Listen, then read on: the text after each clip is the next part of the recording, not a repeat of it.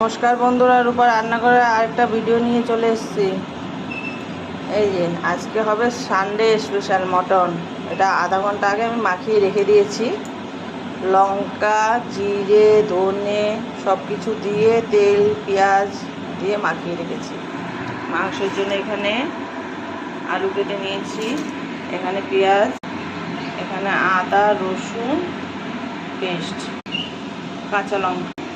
Sunday special এই যে দানাদুর রাইসের ভাত আর মটনের ঝোল। আলুগুলো লাল লাল ভাজা হয়ে গেছে, এবার তুলে নেব।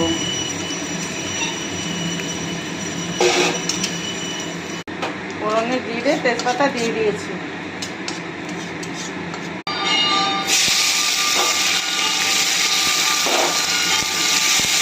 পেঁয়াজগুলো একটু ভালো করে লাল লাল করে ভেজে নেব।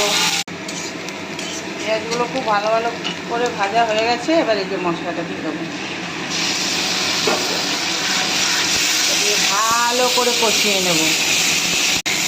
মেন হয়েছে মশলা কষানোটা, যত কষাবে তত মাংস টেস্ট হয়। দেখুন আমার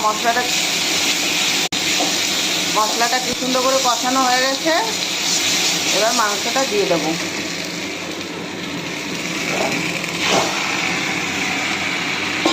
অল্প হলে পিস দিয়েছে মটন।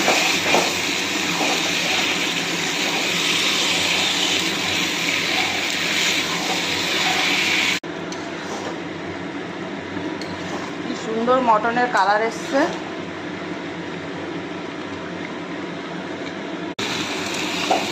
ভালো করে কষিয়ে নিয়েছি।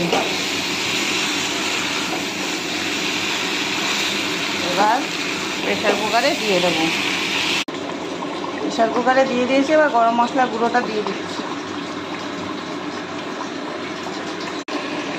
দিয়ে ভালো করে নাড়িয়ে ওপর দিয়ে আলুগুলো দিয়ে প্রেসারে ঢাকনা আটকে দেবো। দিয়ে একটা সিটি মারবো। এই যে খাসির মাংস হয়ে গেছে, পাতলা ঝোল।